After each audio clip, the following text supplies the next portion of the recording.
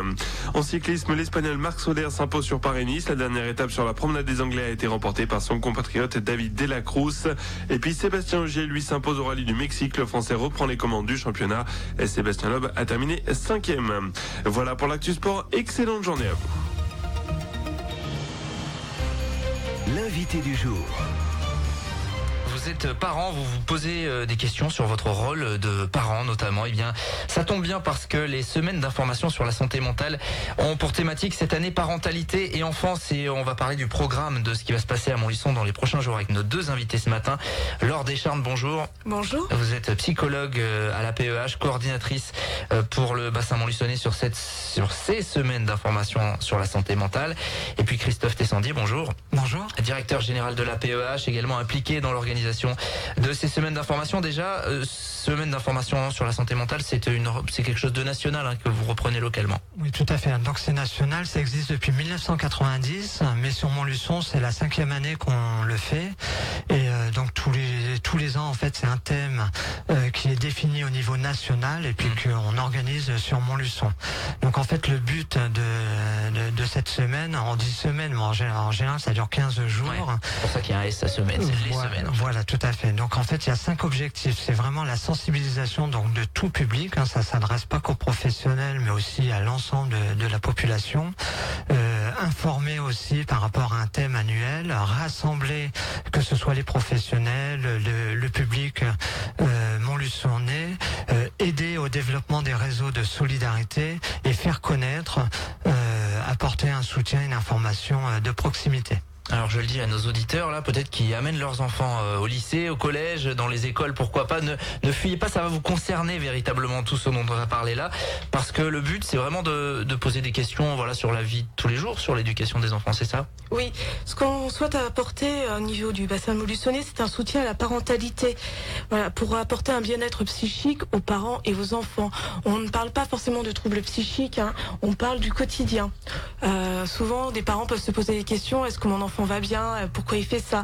Ce qu'on voudrait apporter donc comme élément, nous aux parents, c'est de différencier ce qui est dans la normalité, c'est-à-dire mon enfant, il a des hauts, des bas, qu'est-ce qui est normal et qu'est-ce qui relève du trouble psychique. Et souvent, en discutant avec des professionnels, les parents peuvent comprendre que leur enfant, il est bien. C'est juste que il change, il a des comportements qu'il n'avait pas avant, mais c'est parce qu'il change, il grandit.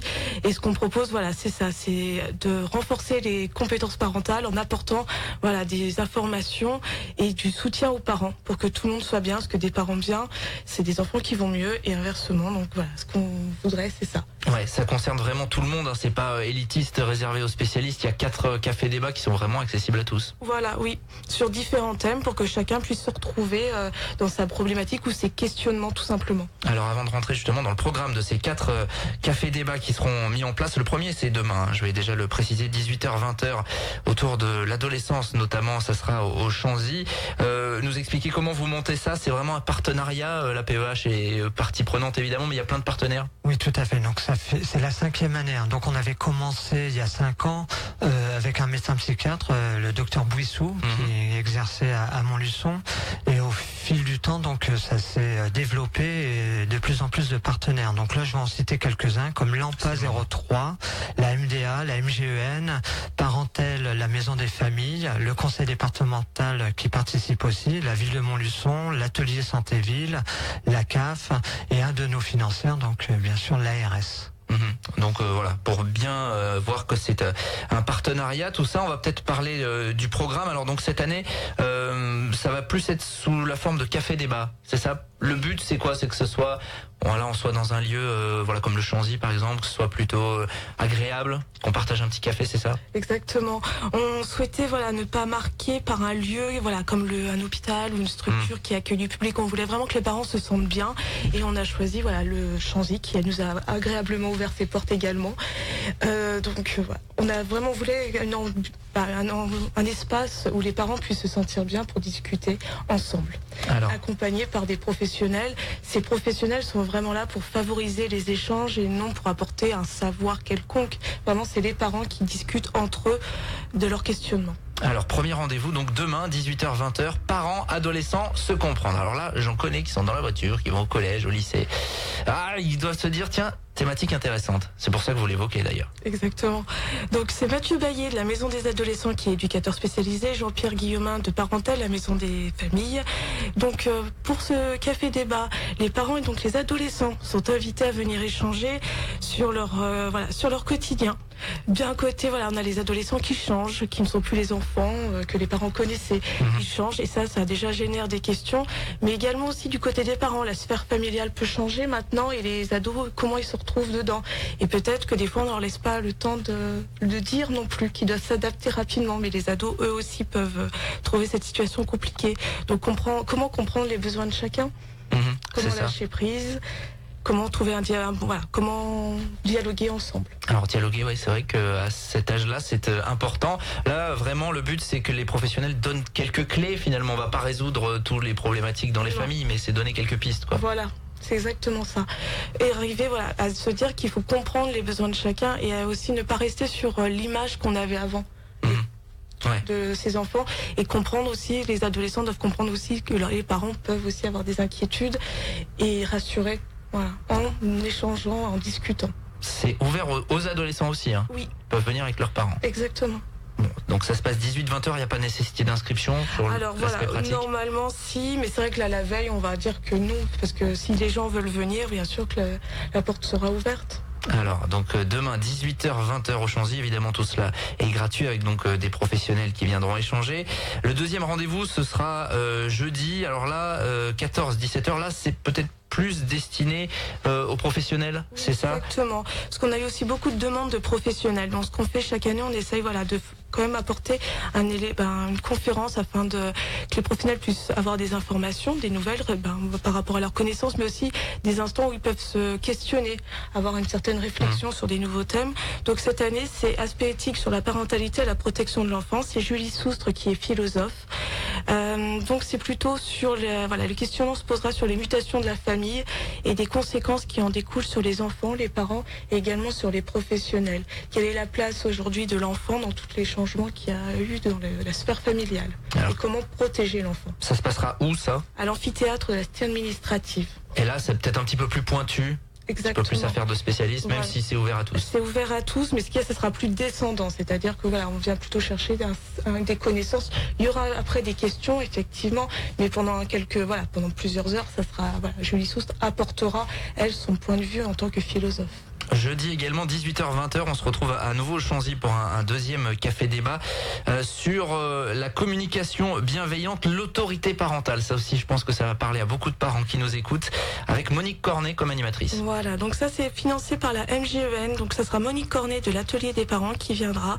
Les questions donc sur la communication bienveillante, l'autorité parentale, consolider l'estime de soi des enfants, accompagner et comprendre l'adolescence pour faire face, les alternatives aux punitions et gérer l'agressivité des enfants. Oui. Ok, là pareil, on donne des pistes, tout simplement. Là, il y aura plus de pistes avec Monique Cornet, effectivement. C'est un autre point de vue, c'est une autre optique de choisi pour les cafés débats. On enchaîne la semaine prochaine avec un nouveau café débat. Alors toujours c'est le même lieu, c'est le Chanzy, 18h-20h mardi de la semaine prochaine, le 20 mars. Devenir parent, tout simplement, oui, parce qu'on devient parent. On devient.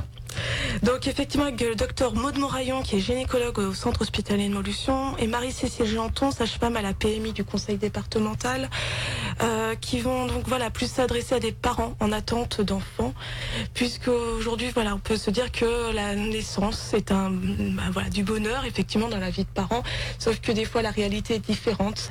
On a un nouveau monde, la sphère familiale change, on doit se reconstruire et on voit de plus en plus qu'il y a quand même des questionnements et voire des troubles qui peuvent s'en suivre pour les parents, c'est-à-dire la mère et le père. Ne pas oublier aussi le père dans ce changement. On était aux adolescents tout à l'heure, là on parle de futurs parents. Oui. Donc voilà, si vous êtes futurs parents, notamment, n'hésitez pas à cette conférence, cet atelier débat, ce café débat, mardi prochain 18h-20h, et puis on terminera ce programme avec jeudi 22 mars 18h-20h.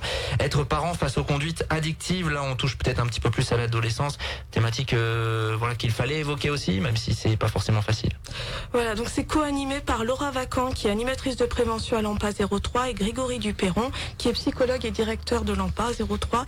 Ils utiliseront un jeu interactif pour inviter les parents à échanger autour de la prise de risque. à l'adolescence, c'est des drogues licites et illicites et aussi des écrans, puisque ne pas se fixer forcément sur les drogues dures, mais on parle aussi d'écrans. Oui, il y a forcément maintenant une conduite addictive aussi. Exactement.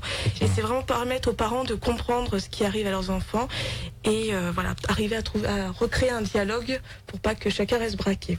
Voilà, ce sont on a vu des situations concrètes, véritablement devenir parent, les addictions, les problématiques avec les ados notamment. Donc vous retrouvez tout ça tout au long des 10 jours qui viennent en fait, avec ces semaines d'information en santé mentale. Est-ce qu'on peut retrouver très rapidement le programme quelque part sur internet Normalement, il est sur le site de la CISM, donc c'est le site de la CISM nationale. Et effectivement, vous pouvez retrouver les informations par géographie. Donc il y a la carte de la France, vous cliquez sur Montluçon et vous pouvez avoir toutes les informations. N'hésitez pas et on en parlera évidemment dans nos différentes éditions à venir. Merci Christophe Tessandier, merci Laure Descharmes d'être venu nous présenter ces semaines d'information en santé mentale. Ça débute demain 7h55, on continue dans un instant.